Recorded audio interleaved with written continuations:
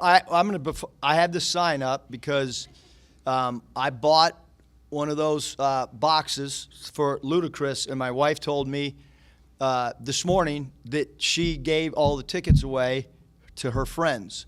So anybody that can get me in tonight, I would really like to hang with Ludacris. Okay, sorry, I'm not sure how to follow that up. Eric, I don't know if you keep track of this stuff, but I was asking on DC, when he was a Pitt, he was 0-2 against West Virginia, didn't have very good games. I didn't have to look that up. I could have guessed that. Okay, well, yeah. Just wondering how you thought he played today, and do you think he had a little extra edge to him because he was tired of losing to these guys?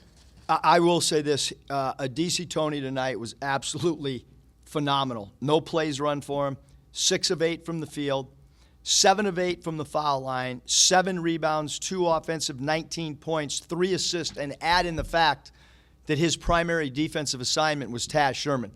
And you look at the 2 primary scorers, Sherman and McNeil, one 4 for 11, one 3 for 11. One of Sherman's threes was a loose ball scramble off an offensive rebound where it wasn't a true half-court set, and then he got a basket at the end of the game. So phenomenal defense by a DC. And, you know, when you have a guy his size playing that position defensively, it's really changed who we are. I mean, 6 straight games of holding opponents under 40% from the field is kind of unheard of, to be honest with you. It's really a great accomplishment from a defensive standpoint. I know he scored 20 against Vanderbilt, but obviously this was a lot better game for you guys. Do you think this was maybe his best all-around game this season? And do you feel like he's getting back to playing like he was earlier? Yeah, I thought he played great in Kansas City at both games there. Obviously, you know, he played good against Vandy. He played great tonight. I think he's in a comfort zone right now. We did a great job sharing the ball offensively. So a lot of really good things happened tonight when you take in the fact that, you know, obviously J.D. is the leading scorer in the league. For him to only play 3 minutes in that first half and for us to be able to survive and play well. I thought Chris Likes did a really good job in the first half while J.D. was over there resting his legs for the second half.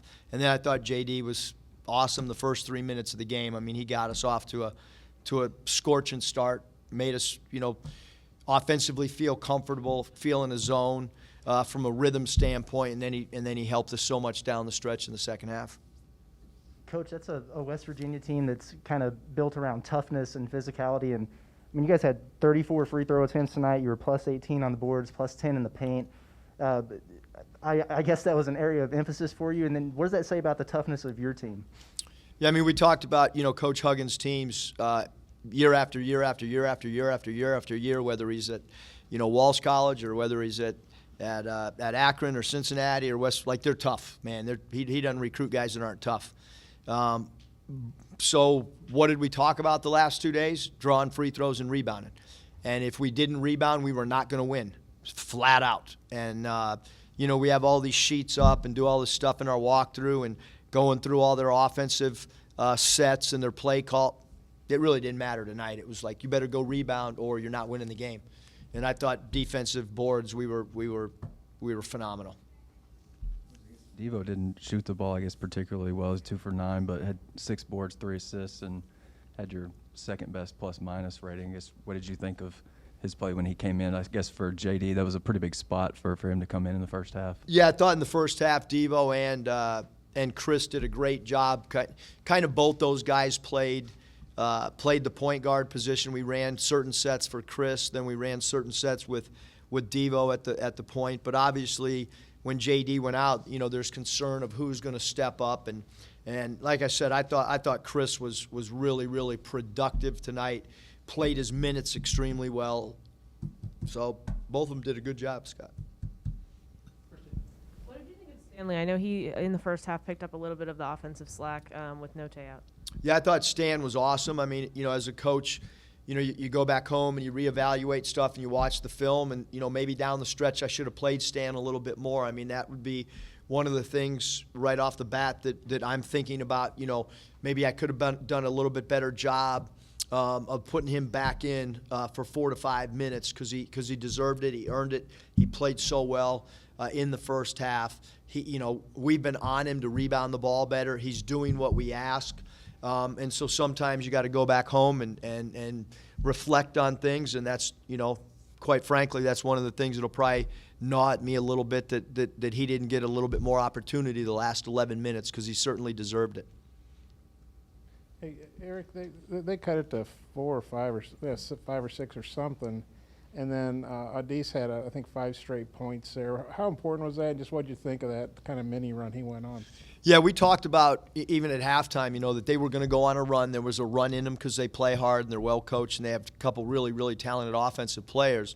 And just, weather the storm. And, we came out of that. There was the timeout. We were all overly enthusiastic, pumped up. The crowd was into it. And then they kind of did a great job, what a tough team would do. They came out. They played hard. They chipped away. They hit a couple threes. But we didn't fold. I mean, I was in the huddle, and guys were still smiling and focused. And they know, like, if you just get some 2 defensive stops in a row, you can go back on your own run. And I give our guys a lot of credit. I also give West Virginia a lot of credit for keep coming at us when we got that thing up in double digits in the second half. Adis in that little run. Adis was awesome, because he pounds the offensive glass. It's one thing when a guy scores and you're running plays for him. It's another thing when those are bonus points. When a guy gets 19 and you never call a play for him. So those aren't things that we're manufacturing as a coaching staff. And a lot of his plays are kind of back-breaking plays for the opposing team because their offensive rebounds and their loose ball garbage points that a DC outreacts people on. A few games in a row, that starting lineup is just playing at such a different level relative to any other combination. How do you describe the way they're playing? Because it's a combination you said you couldn't even see playing at the beginning of the year. Yeah, I mean, as my wife said, you're the dummy that didn't figure this out 10 games ago. It's on you. But in all reality, nobody on our coaching staff, no one in the building, nobody said, hey, let's try this thing. And I was being honest when I said, what would my dad do when we were struggling? Because he was my idol, and I know what he would have done. He would have just played the 5 biggest, strongest, most physical guys that you could put out there and not care about the position.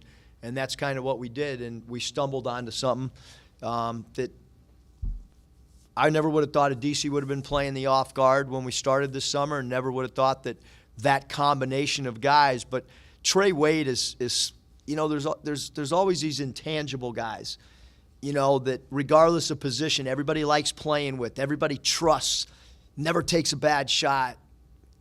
Trey Wade actually guarded McNeil down the stretch.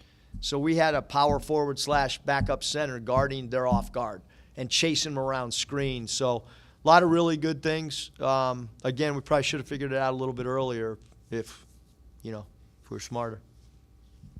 Coach, it's so unique to be able to step outside of league play in late January and play a game like this. If you win, yep. If you win, of course.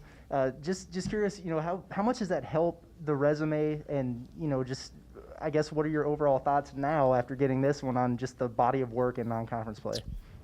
Yeah, I mean, obviously, beating West Virginia, Cincinnati, K-State, those are 3 really quality wins. The resume stuff and all that. The only thing I'm worried about, and it's already up in the locker room, is Georgia. They beat Alabama at their place.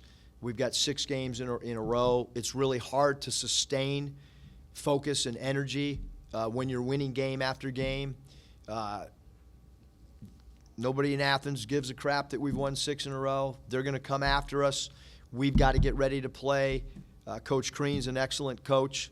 So the resume stuff, I mean, maybe, when I was figuring out college basketball at Nevada, I watched all that stuff all the time, and it'll drive you crazy. There's so much basketball to be played that, no offense to Joe Lenardi and all those dudes, but there's a lot of basketball still to be played. So how do we go beat Georgia is the only thing that, that any of us should care about. Not you guys, you got your job, but the only thing that we should care about, meaning our internal locker room.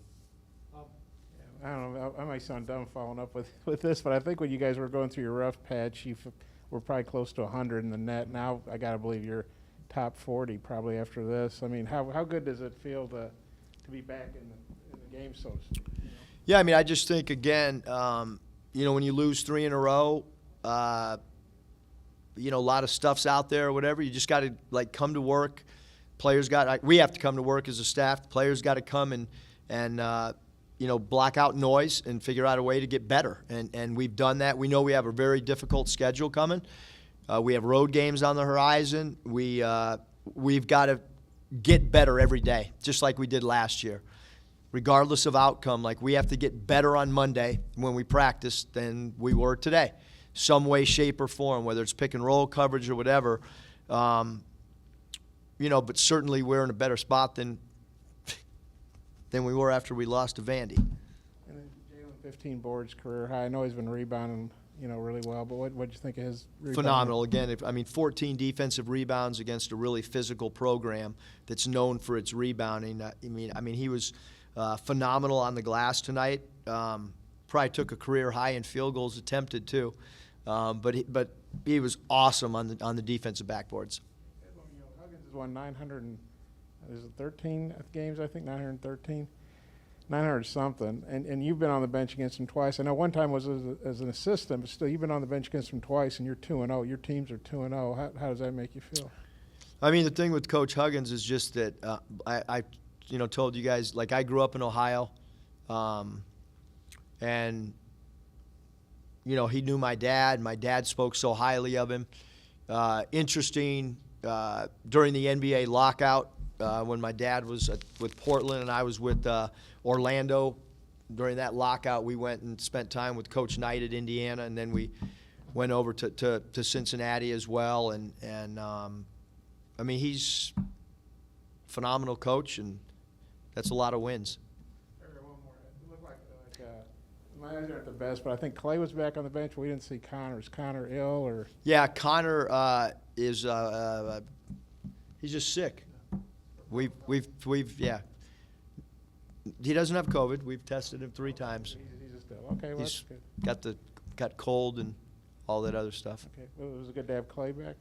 Yeah, it was good to see Clay. I'm sure he was good to be seen too. If anyone knows how to get Ludacris tickets, let me know. Put the word out on. BetOnline would like to wish you a happy new betting year as we continue our march to the playoffs and beyond. BetOnline remains the #1 spot for all the best sports wagering action for 2022. New year and a new updated desktop and mobile wagering to sign up today and receive your 50% welcome bonus on your first deposit. Just use our promo code BELIEVE to get started. That's BLEAV. From football, basketball, hockey, boxing, and UFC, right to your favorite Vegas casino games. Don't wait to take advantage of all the amazing offers available for 2022. BetOnline is the fastest and easiest way to wager on all your favorite sports. BetOnline, where the game starts.